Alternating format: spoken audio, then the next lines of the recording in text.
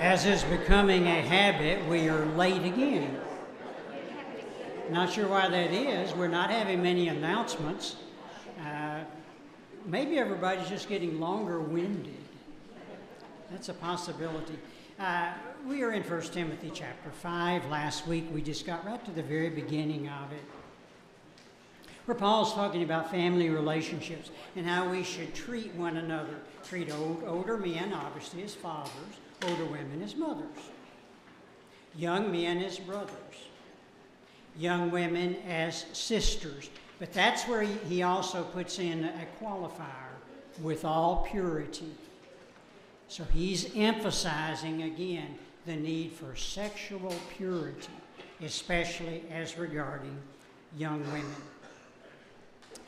Now he's going to move on to the thrust of this chapter. The main part concerns widows.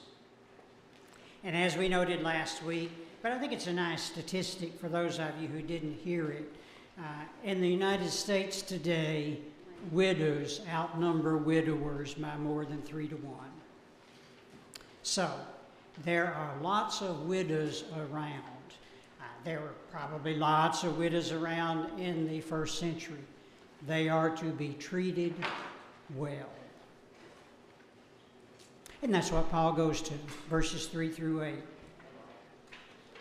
Honor widows who are really widows. But if any widow has children or grandchildren, let them first learn to show piety at home and to repay their parents.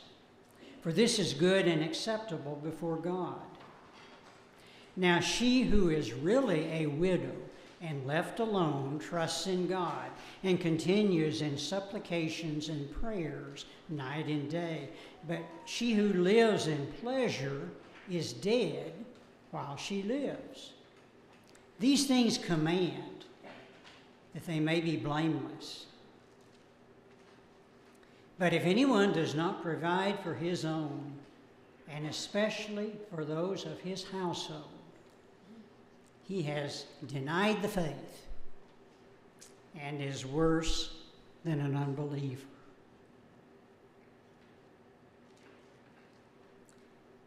Primary responsibility for widows is not the church. It's the family, children, grandchildren. King James kind of strangely translates children or nephews, which I guess makes sense. And maybe the King James writers are saying, step outside the immediate family. That's the meaning of this. Go over to nephews. That could be a possibility.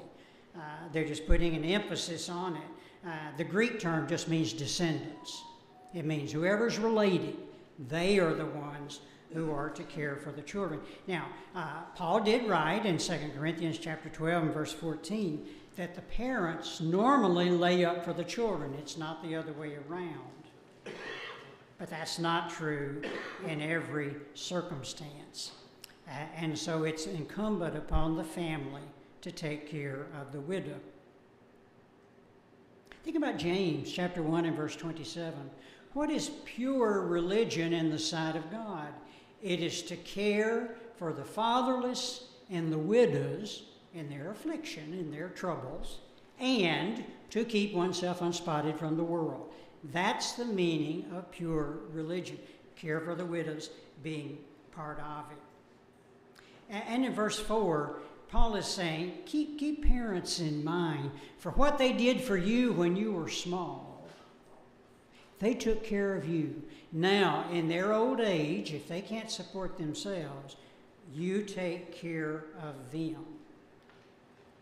Don't ask the church to do it. You do it, if at all possible. Now, it is certainly true that family relationships don't always require us to shower a family member with money. There are some people, you know some of them, who cannot handle money. And you can give them money and say, This is to provide for your food for the week. And then find out that they spent it on lottery tickets. It happens.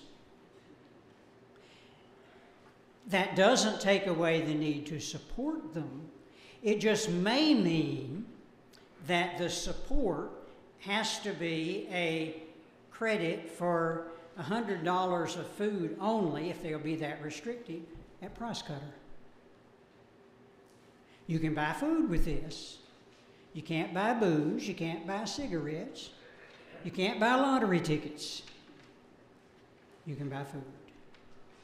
Sometimes we have to be restrictive because we know that there are people, if you give them a little, they'll blow it and they'll want more. Happens all the time. Some of you know people that have done that to you. They just didn't watch what they were spending for. And when Paul is talking about these widows, those older widows in that day would have very few ways to support themselves. Women generally were to barely be seen, hardly heard at all. That's the way it was in the first century world. And the self-sufficient woman, the businesswoman, Lydia, perfect example. Acts chapter 16, became a Christian at Philippi. That was the exception. I mean, she made a good living for herself, but she would have been rare for that time. And we know from Acts chapter 6 that it was common in the early church for widows to receive financial support. That was the problem in the church at Jerusalem when the Grecian widows said, we're being neglected here. It's only the Hebrew women that are getting the money or the food, whatever it was. And so the deacons were appointed, I'm going to call them deacons, to oversee that distribution and to make sure that it was fair. But there were evidently lots of women who were receiving support. I have not been to India. Considering my lack of interest in flying today, I'm probably never going to go to India. But Ron and Damon and some others here have been to India many times. And my understanding in India is that there are lots of widows. And they have a tough time.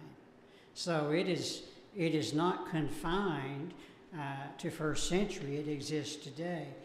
And I know from some of the information that I receive from people doing mission work in India that churches take care of a lot of widows there. Not in any lavish way, because the church members can't take care of themselves in any lavish way. But what little they have, they are willing to share with widows. And Paul talks about real widows. And I think he's qualifying that to mean those who are alone, who have no other support. They are to be honored and they are to be supported. And that idea of honor includes the concept of support. In Matthew chapter 15, some of the Pharisees have come to Jesus and they are saying, Your disciples don't wash their hands right before they eat. Now, what they meant was ceremonial washing. It wasn't, as we do, getting soap and water and we wash our hands and then we eat. At least I hope you do. That's good hygiene. It wasn't that. It was a way of washing where you got way up around the elbows and then you let the water drip off. You didn't dry it off. It was ceremonial. And they didn't do that. They just washed with soap and water and they went on. And Jesus said, well, I want to ask you. You don't follow the fifth commandment.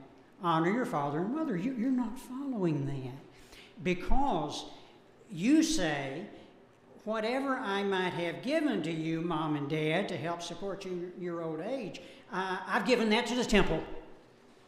And because I've given it to the temple, I don't have to give it to you. Jesus said, you are disobeying the Word of God by what you're teaching there. Well, of course, that offended them, but they were offended by lots of things. But the idea there was one of support. Support your elderly parent. Especially support a real widow, your mother, who has no one else if you don't. Ron? I know on many occasions in India that after the offering, they would bring rice, and they'd bring tomatoes, they would bring all kinds of vegetables, and they would divide them up and give it to the widows. And that was what they did right there, right after the service. Mm-hmm. And I have a good friend who gave a good number of money to help buy clothing for her. I almost lost my life because they were so excited about getting a new robe that they just rushed me. The other preacher, they had to pull them off because they wasn't as close to that. So forth. Ron says that he has seen in India where after the collection, probably meager, but after that, people would bring rice, produce, and it would be divided out amongst widows. And perhaps this was just a every Sunday affair. They did it every week to take care of them. That probably is essentially what happened in the Jerusalem church. And these widows there were trusting in the church to keep them going. Same thing in Jerusalem. Same thing with the real widows. They didn't have anybody else. They were people who prayed night and day. Notice verse 5. There's an example of that. Actually, it happened before the Christian era because it was when Jesus, the baby, was brought into the temple. Remember that lady Anna, 84 years old, didn't have anybody else. She was always in the temple praying and fasting. Well, she must have had support from the temple, from the priests, to keep her going because she was always there. That's an example for these widows.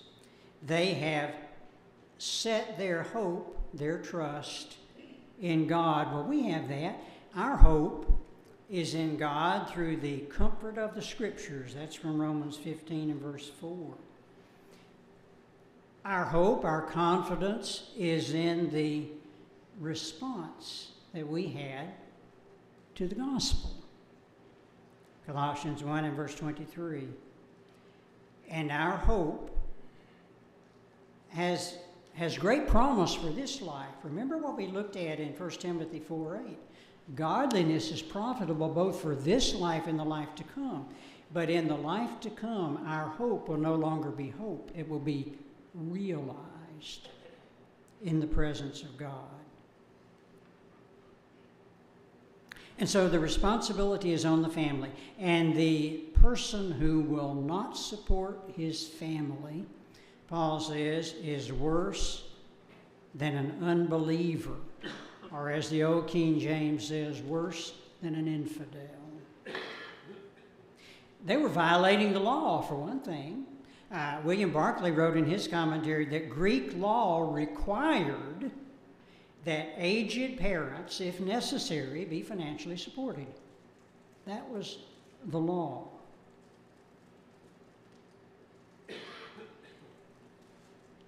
And John Stott, in his commentary on this passage, says that Paul gives 4 reasons for this teaching. First, back in verse 4, to repay the parents. to please God, to not deny the faith, as he refers to in verse 8, and to financially relieve the church of the obligation, as is down in verse 16. Don't make that financial burden to be on the church. You shoulder it, you, in the family. And not supporting the family evidently was a reason for damnation. Eternal loss. I think that's clear enough from verse 8. The Bible is very clear that he who will not work should not eat. Turn back to 2 Thessalonians Chapter 3.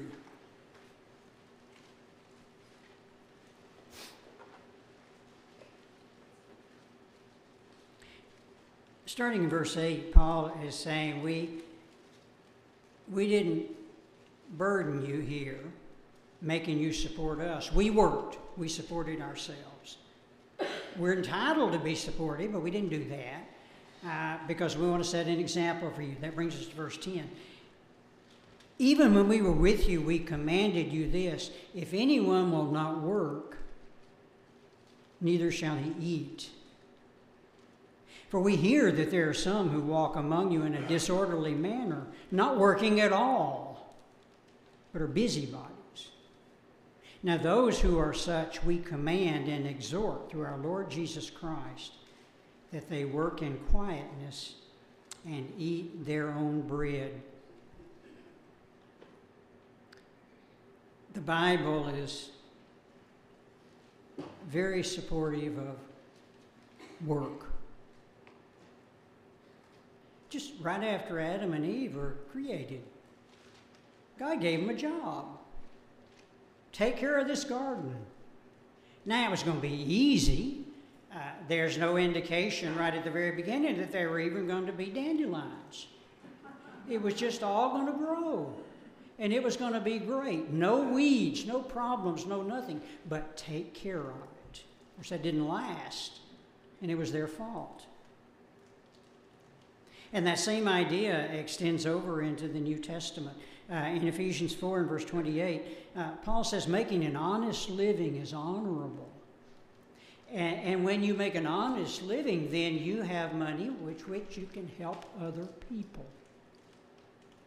An honest living. You don't have to be a bank president. You don't have to be a neurosurgeon. You can be a worker at Walmart. It's all honest. It's all honorable. And it allows you to help others. I need to do some research into what was customary in the Roman Empire about welfare. I'm going to surmise that it was very limited. I like to throw out websites. I will throw out another one. Very interesting site, written on a very basic level, true, but very extensive. It is called UNRV. That's the name of the website. UNRV. What is it? United Nations of Roman Victory. That's what it stands for. And you can look up all manner of items in the menu regarding family and food and slavery and the military and religion and customs and government, on and on and on. UNRV is a good site. And I'm going to look at that. Because I imagine that people were required to take care of themselves in the Roman Empire. But as we see here in the church, you see demonstrated the difference between will not work, that's what Paul said in verse 8, and cannot work in the case of these widows, because there weren't jobs open to them. They didn't have a way of making a living. Will not, cannot, two different things. And they need those things if I can get on my soapbox briefly and then step off, they need to be taken into account in welfare today. The person who will not work should not receive. Easy enough. You don't have to agree with that, but you can always be wrong. Let's carry on. Verses 9 and 10. There may be here a second group of widows. It is not really clear. Some commentators think there is. Others think he's just continuing on the subject, talking about widows. He's going here what they need to be to receive. Do not let a widow under 60 years old be taken into the number, and not unless she's been the wife of one man, well reported for good works, if she's brought up children, if she's lodged strangers, if she has washed the saints' feet, if she has relieved the afflicted, if she has diligently followed every good work. So there are some requirements given here, whether it's relating to the widows in general for support or a more restrictive group, which may well be the case. I'm not sure. But status requirements. Got to be at least 60 years old. Okay. 60 years old today is not old at all. Wouldn't most of you agree with that? Boy, somebody 60, they're young. Now, some of you would think 60 is old. But, hey, I don't, because I passed that a long, long time ago. But in the first century, 60 was pretty old. That was beyond the normal life expectancy. So they had to be at least 60. The wife of one husband, sir. Under Jewish law, how old was the man before he was a man under the law? What was the number? Under Jewish law, a man, I don't know, although they thought a youth was, anybody under 40. A priest, I think, had to be 30 to be able to serve. 30. To be able to serve as a priest. I think that is right. And I also think, if I'm recalling correctly, that when the priest was 50, he generally retired. So there was a fairly short time frame in there. And what Jack is alluding to is, lifespans were compressed back then. And now you have lots of people. We've had people in this congregation who are in their 90s and still working. But back then, that wasn't the case. Of course, people who are in their 90s in this church who are still working are women because they live longer. And there are opportunities for women in employment that didn't exist back then, hence the problem for widows. But the lifespans were just shorter, and so you pushed everything into that context. The husband of one wife, and Wayne Jackson, in commenting on this passage, said that can hardly mean married only once. Here was his rationale. Paul encourages younger widows to get remarried. We'll see that later in this passage. Okay. So here we have a young woman. She's 25 and she becomes a widow. And at 28, she meets a nice guy and they get married. And 20 years later, this woman is close to 50. Her second husband dies. If she could only be the wife of one husband, it would mean that she would not be entitled to support from the church. Even though she is destitute, the only job really that she could look forward to would be prostitution. So she can't have a job. But you wouldn't want somebody to say, oh, but you were married to Fred back then, and I'm sorry. And the fact that you're destitute today and you have nothing, I'm sorry, because you've been the wife of two husbands. So Jackson says it can't really mean that. Because if it did, a younger widow who remarried and then was widowed again could never be a widow who could be supported. And that would be cruel. So you have status requirements, and here it's talking about age 60. You have conduct requirements, a good reputation. And I'm guessing that this is more the reputation within the church. Because of the way society was, women didn't circulate a whole lot. An elder in the church had to have a good reputation of those outside. Well, sexist or not, that's the way it was. The men were the ones who worked. They were the ones who were out in public. They had to have a good reputation of people on the outside. These women were to be worthy of support, had to have a good reputation, probably among Christians. These women should have provided an example of several good things. You see those listed there in verse 9 and 10. And just so he includes everything, he lists 4 specifically. Then he just says if she's diligently followed every good work. I've been specific, but I want to make sure I include some other things. Everything, specific and general. One of them is bringing up children. Well, that obviously could mean that she had children and she was a good mother. But according to commentators, it does not have to mean that. In the Gentile world, exposure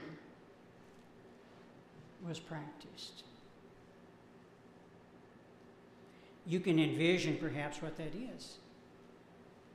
You have a child. Generally, it would be an infant. I would say almost exclusively. You don't want it. Or maybe it's sick.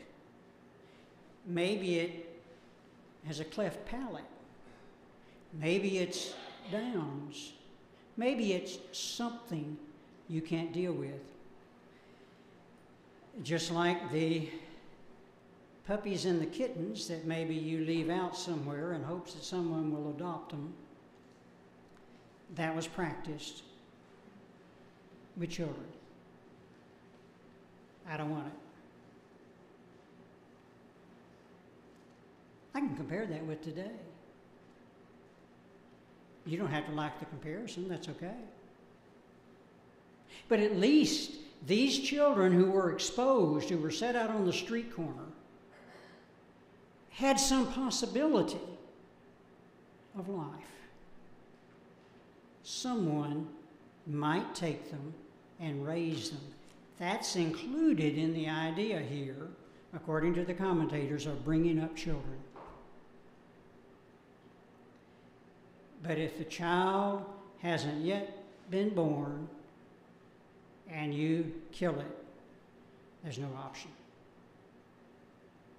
Maybe exposure is kinder than abortion. He talks about washing of feet. That could have been literal, certainly possible. But it also could just mean doing the most menial task. Taking out the trash, vacuuming the carpet in the building, sweeping it in their time. The most menial job they were willing to do. So there were conduct requirements. This is in the past. Then there appear to be service requirements for these widows who are over 60. And that seems to be the theme of the latter part of this passage. Early Christian writers do apparently indicate some sort of order of widows, something official, and they had designated tasks. It could be that that is referred to in verse 10. The word number in verse 10. Don't let them be taken into the number.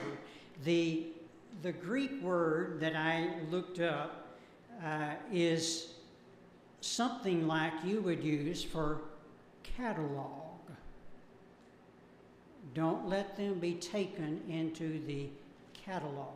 It could imply that there is a specific order, and if there are indications then that caring for orphans and for younger women were the primary duties of that group. That would fit in with what Paul has talked about with elders and deacons. The need to be greatly circumspect in dealing with women. But if women are dealing with the women, you take that problem away. So maybe they are women who care for other women, who care for little children. Maybe they are sort of like Anna in the temple, a prayer warrior.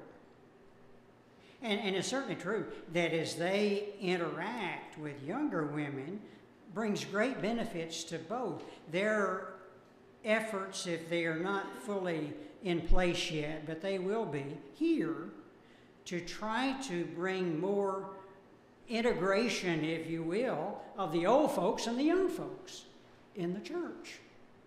Because unfortunately, most of the old folks stick together because we can identify with arthritis and hard of hearing and all of that. So we stick together. And the young people stick together because they don't want to identify with arthritis and being hard of hearing. Well, if we can integrate better, socialize more, be together more across age groups, that would be helpful. That certainly would have been helpful in the early church. And so some commentators, and I think this is going a little far, describe this order of women, if that be what it is, as female elders. Well, I don't want to go there because I doubt that Paul ever dreamed that 2,000 years later there would be churches with female elders. But there are. I imagine that would have been just so silly to him, he would have laughed. But it happened. And so if you call them female elders, it could just say, well, okay, good enough. We have male elders and we have female elders. And they work together and they're all the elders. It'd be easy to get to that. So I think they were not elders as such, but they had special duties, and in exchange for those duties, they received financial aid. Aid that was necessary to keep them going, and in exchange for that, services that were beneficial to the church. That's the older widows. Next week, we'll see what Paul says about younger widows.